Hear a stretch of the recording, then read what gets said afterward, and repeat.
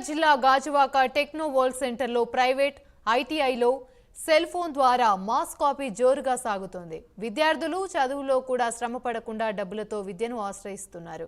Management భారీగా వసూలు చేసే ఆన్లైన్ ఎగ్జామినేషన్లలో రహస్యాలు తెలుసుకుని పాస్ అయిపోతున్నారు. ప్రతి విద్యార్థి ₹175 నుండి ₹200 వరకు ప్రైవేట్ యాజమాన్యం ఎగ్జామినర్కు ఇస్తున్నారు. ఇకనైనా అధికారులు దీనిపై స్పందించి వీటిపైన తగు చర్యలు తీసుకోవాలని స్థానికులు కోరుతున్నారు.